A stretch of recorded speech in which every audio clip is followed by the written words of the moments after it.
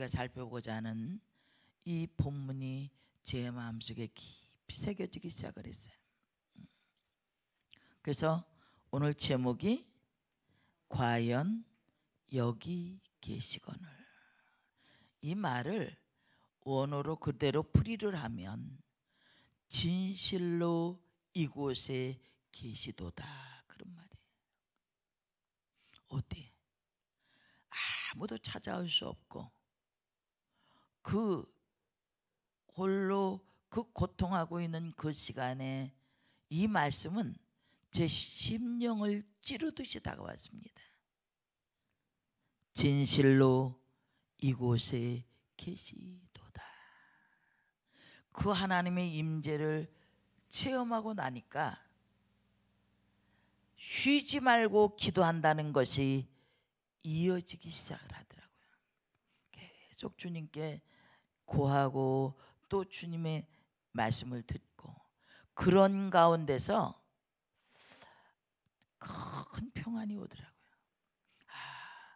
내가 어떤 처지 어떤 형편에 있을지라도 하나님이 이곳에 계시는구나. 한번 함께 살펴보기를 원합니다. 창세기 28장 10절부터 19절입니다. 야곱이 브엘세바에서 떠나 하란으로 향하여 가더니, 야곱이 장자의 명분을 팥죽 한 그릇에 사고 또 아버지의 축복을 갈아채고 난 후에 에서의 분노를 견디지 못하고 그 하란에 있는 외삼촌 집으로 도망을 가는 상황입니다. 이 브엘세바에서 하란까지는 800km 정도가 되어집니다. 교통수단이 있었던 때가 아니라 도보로 가는 겁니다. 이제 정신없이 형의 그 칼날을 피해서 도망가는데 10절에 보니까 한 곳에 이르러는 그랬어요. 브엘세바에서 북동쪽으로 90km 정도 간 때입니다. 거기가 루스라는 것이에요. 근 한 3일 동안을 죽기를 각오하고 달린 것 같아요. 거기에서 해가 졌다. 거기서 유숙하려고 그곳에 한 돌을 취하여 베개하고 거기 누워 자더니, 야곱의 어제까지의 삶과 오늘의 삶은 정반대입니다. 어머니의 극진한 사랑으로 보살핌을 받던 이 야곱이 들판에서 돌을 베개하고 누워 자는 신세가 된 거예요. 야곱의 생애에는 두 가지 큰 역사가 있었습니다. 28장에 하늘이 열려서 사닥다리 사건입니다. 이 오늘 본문과 32장에 야복강가에서 하나님의 사자와 씨름했던 그것이 두 가지가 야곱의 생애에는 굉장한 이정표가 되어집니다. 12절 13절에 보면 중요한 단어가 세 가지가 나옵니다. 꿈의 본즉, 힘내라고 하는 감탄사인데 보라, 그런 뜻이에요.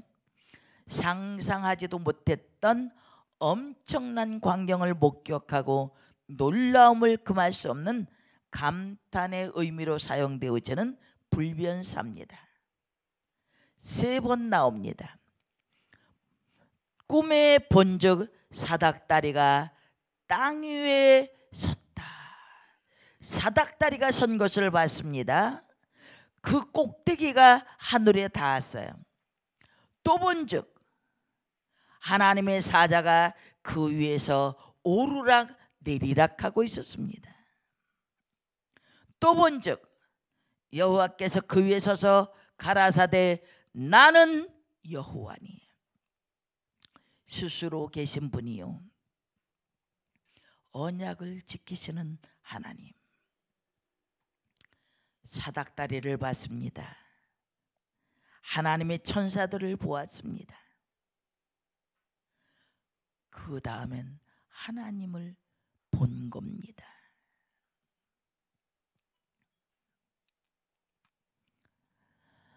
너의 조부 아브라함의 하나님이요 이삭의 하나님이라. 하나님은 그 조상의 하나님이신 것을 알려줍니다. 이렇게 야곱이 본즉 세 번 눈이 열려지는 겁니다. 지금까지는 그렇게 보지 못했습니다. 우리에게는 육적인 눈도 있지만 영적인 눈이 있습니다. 야곱의 눈이 열리는 순간이었습니다. 그리고 그는 하나님을 배웠고 하나님이 나타나신 이후에 그에게 세 가지의 축복을 주십니다. 13절 마지막 부분에 보니까 너 누운 땅을 내가 너와 내 자손에게 주리니. 아브라함에게 약속하셨던 그 땅, 이삭에게 약속하셨던 그 땅, 그 땅을 너와 내 후손에게 주리라. 14절에는 내 자손이 땅에 티끌같이 되어서 동서남북에 편만할지며 내 자손이 많아질 것이다. 너는 지금 도망자의 신세로 도망가고 있을지라도 내 자손이 많아질 것이다. 세 번째 축복은 땅의 모든 족속이 너와 내 자손을 인하여 복을 얻으리라. 내가 축복의 매개체가 되어줘서 너와 내 후손으로 인해서 많은 사람들이 복을 받을 것이다. 이 세 가지 복을 주셨습니다. 그런 다음에 구체적으로 이 야곱에게 15절을 통해서 놀라운 말씀을 하십니다. 내가 너와 함께 있어. 아맘이라는 단어인데 결합하다 그런 뜻입니다. 이 말은 뗄래야 뗄 수 없는 관계를 의미하는 겁니다. 이제부터 내가 너와 뗄래야 뗄 수 없는 관계가 될 것이다. 내가 어디로 가든지 너를 지키며 샤마로 둘로 진치다, 돌보아주다, 보호하다. 내가 너와 뗄래야 뗄 수 없는 관계를 이루어서 너를 늘 돌보아주고 보호해줘서 너를 지키겠다. 너를 이끌어 이 땅으로 돌아오게 할지라. 그 다음에 말씀이 내가 내게 허락한 것을 다 이루기까지 너를 떠나지 아니하리라 하신지라. 떠난다, 아자브라고 하는 단어인데 포기하다 그런 말이에요. 내가 너에게 말씀한 그것을 다 이루기까지 절대로 너를 포기하지 않는다. 그런 말씀이에요.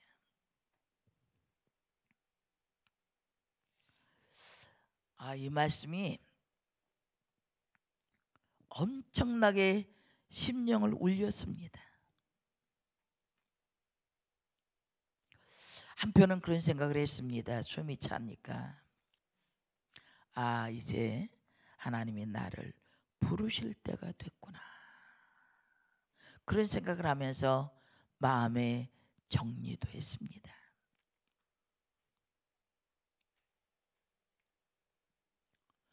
지금까지 달려온 길이 쉴 새 없이 달려온 길이었습니다.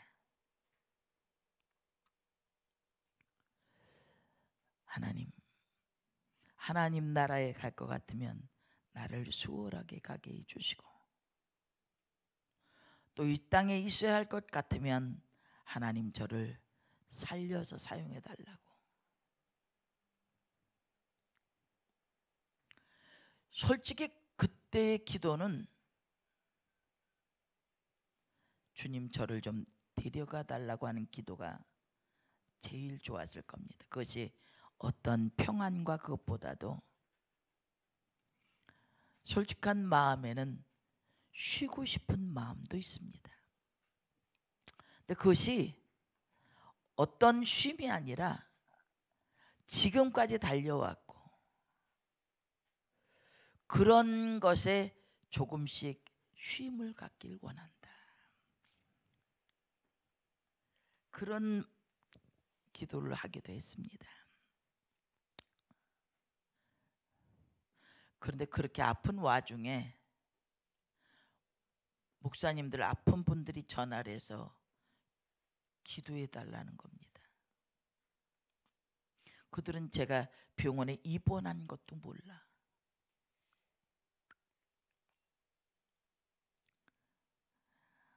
한 분은 배가 끊어질 듯 아프다고 그래서 그냥 기도를 했어요. 하나님, 제가 뭡니까? 뭐 아무것도 아니지 않습니까? 이 시간 하나님이 친히 찾아가 주셔서 배를 만져주셔서 창자가 끊어질 듯 아프다는 거예요. 그 병원을 가야지 저한테 왜 전화를 합니까? 그 다음날 전화 왔어요. 감쪽같이 없어졌대. 나는 지금 골골 오고 있는데.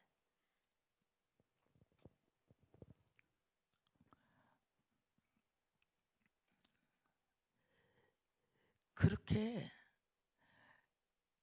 그 야곱에게 나타나셔서 본즉 사닥달의 현상과 천사들이 오르락 내리락 하는 모습과 하나님이 나타나신 모습, 나는 내 영적인 눈은 밝아 있을까?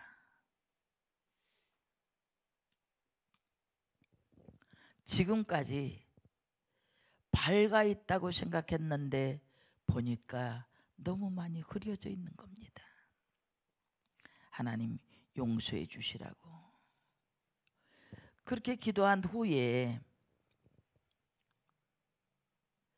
16절에서 엄청난 은혜를 받았습니다.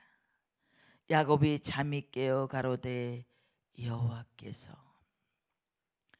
과연 여기 계시거늘, 진실로 여기 계시거늘.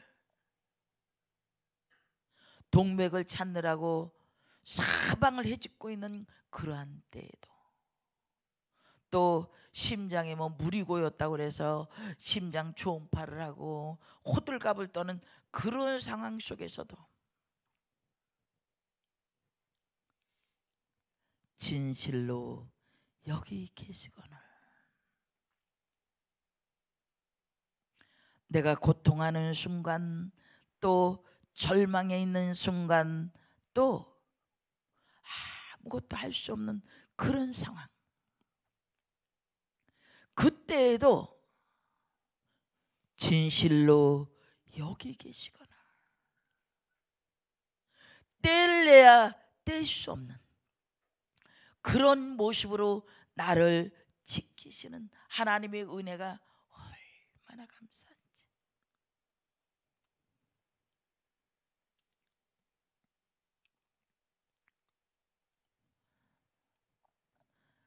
야곱이 고백합니다. 과연 여기 계시거늘 내가 알지 못하였도다. 우리는 알고 있습니까? 날마다 하나님이 나와 함께 계심을 알고 있습니까? 17절에 보니까 이에 두려워하여 가로되 두렵도다. 이곳이요 다른 것이 아니라 이는 하나님의 전이요 하늘의 문이다. 하나님의 임재를 체험한 곳이라는 거예요. 그리고 야곱이 아침에 일찍 일어나 베개하였던 돌을 가져 기둥으로 세우고 그 위에 기름을 붓고 거룩하게 구별할 때 기름을 붓습니다. 하나님을 만나는 꿈을 꿀 때 머리에 베었던 도를 위해 성별을 기 위해 기름을 붓고 다시 돌아올 때까지 지켜주시면 이곳이 하나님의 전이 될 것이요 11조를 하나님 앞에 드리겠다고 서원하지 않습니까? 그곳 이름을 베델이라 하였더라. 이 성의 본 이름은 루스더라. 루스는 편도나무라는 그런 말이에요. 그곳에 가보니까 성지순례 때 가보니까 아몬드 나무가 참 많았어요. 요만하게 그 열매가 있는데 이렇게 까보면 거기에 아몬드가 들어있더라고요. 평범했던 루스 들판이 하나님이 야곱을 만나 주심으로 베델이 되었습니다. 무엇을 의미합니까?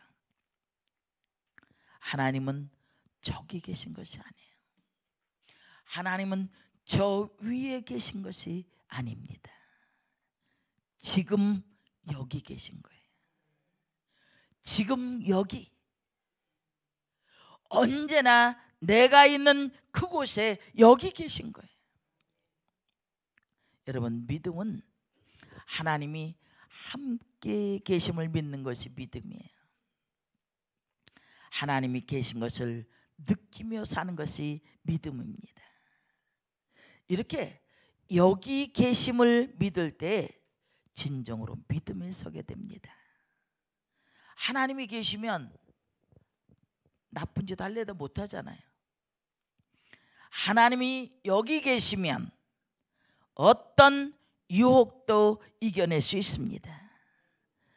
여기 하나님이 계심을 믿을 때 나의 이기심을 이길 수 있습니다. 두려움을 이길 수 있습니다. 게으름과 죄의 권세를 이길 수가 있습니다. 여기 하나님 계심을 믿을 때 담대히 믿음으로 앞으로 나아갈 수 있습니다. 여기 하나님이 계십니다. 그 빈 들판, 의지할 곳 없는 그곳에서 차가운 돌을 베고 베개를 삼고 낙엽을 덮은 채 웅크리고 잠이 들게 되었습니다. 그런데 그 외로운 밤이 하나님을 만나는 밤이 되었습니다. 거기가 하나님 계신 곳이었습니다. 오늘 저는 세 가지를 말씀드리기를 원합니다. 한번 세 가지를 가지고 살펴보기를 원합니다. 첫 번째는 돌베개입니다. 야곱은 어머니의 치마폭에 자란 사람입니다. 생전 처음 가정의 따뜻한 품을 떠나 혼자 지내는 외로운 신세가 되었습니다.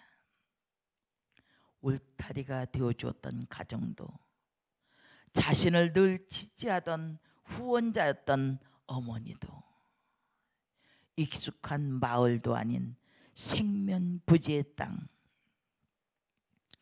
차가운 맨 땅에 낙엽을 덮고 돌을 주어 베개를 삼고 있는 그 외롭고 처참한 모습,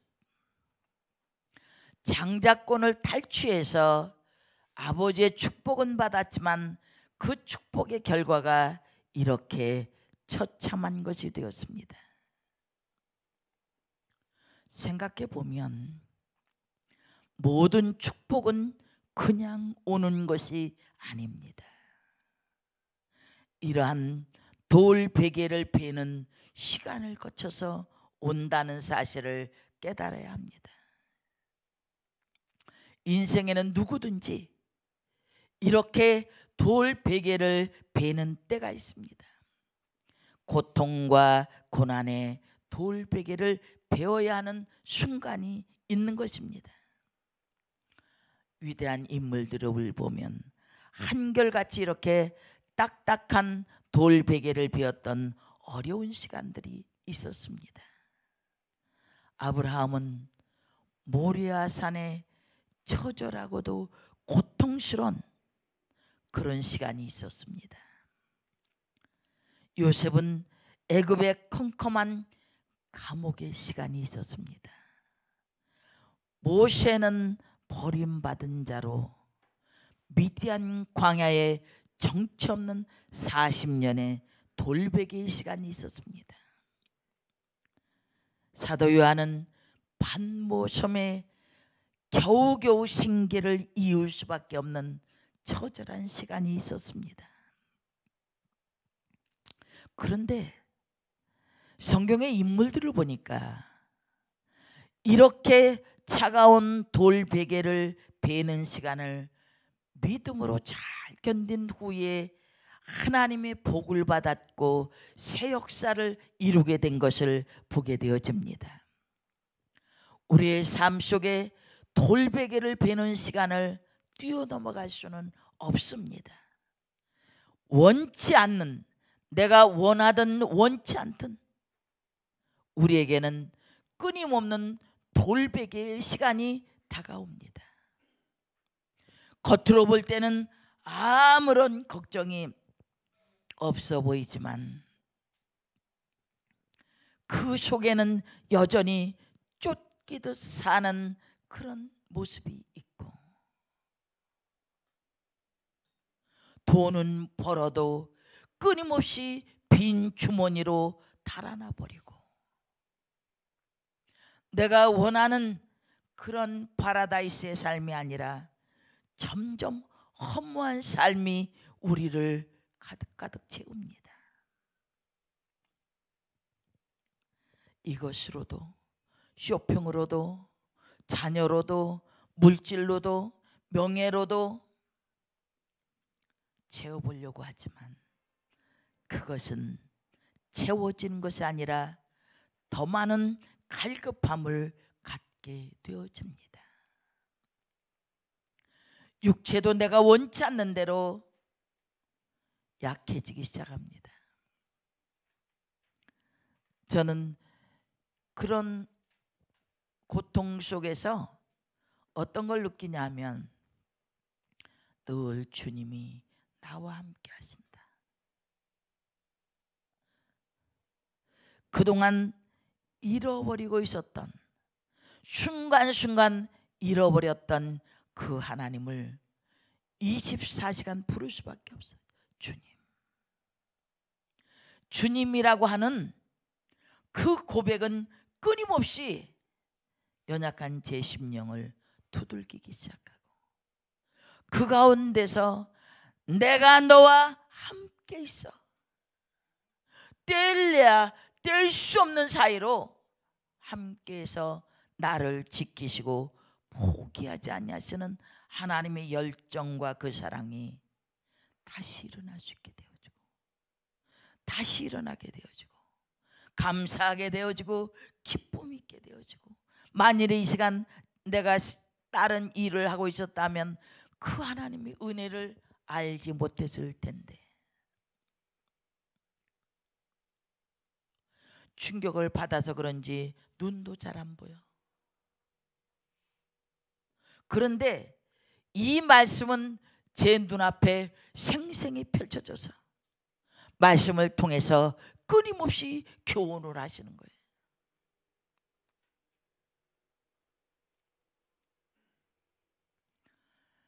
내가 지금 여기 있거늘,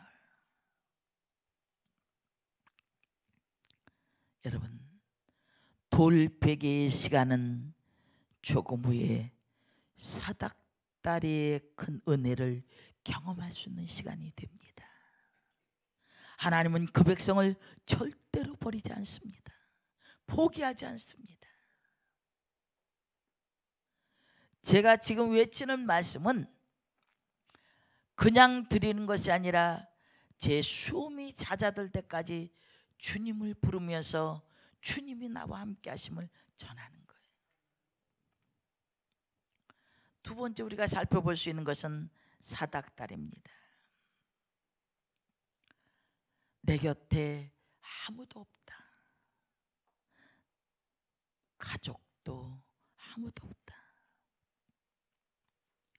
아마 야곱이 엄청난 외로움을 느꼈을 겁니다. 가족을 의지하고 자신의 배경을 의지하고 자신의 지식을 의지하고 자신의 육체를 의지하는 등 두꺼운 외벽에 쌓여 있는 동안엔 하나님이 아무리 그 곁에 계셔도 느낄 수도 깨달을 수도 사모하지도 않았습니다. 눈에 보이는 것을 의지하는 동안 보이지 않는 것을 볼 수 없기 때문입니다. 지금 이 외로운 순간 그가 의지하던 모든 것들이 다 떠나는 순간 드디어 그의 눈이 열려지기 시작합니다. 하나님의 터치하심이 느껴지기 시작합니다. 그 전까지는 아무것도 알 수 없었는데, 그 전까지는 머리로만 알고 있었고 성경 지식으로만 알고 있었던 하나님이었습니다. 눈이 열려졌습니다. 가장 절망스러운 그 순간에 야곱에게 하늘에서 사닥다리가 놓여진 것입니다. 이 사닥다리는 비천한 이 땅의 야곱과 하늘의 거룩하신 하나님을 연결하는 사닥다리였습니다. 홀로가 아니었습니다. 조부 아브라함의 하나님, 아버지 이삭의 하나님, 어머니 리브가의 하나님으로만 여겨왔던 하나님을 야곱이 스스로 만나는 순간이었습니다. 누구의 하나님이 아니라 바로 자기 자신의 하나님으로 만나는 순간이었습니다. 저기 계신 하나님이 아니라 여기 계신 하나님이었습니다. 믿음의 사람에게는 하나님과 연결된 은혜의 사닥다리가 놓여져 있습니다.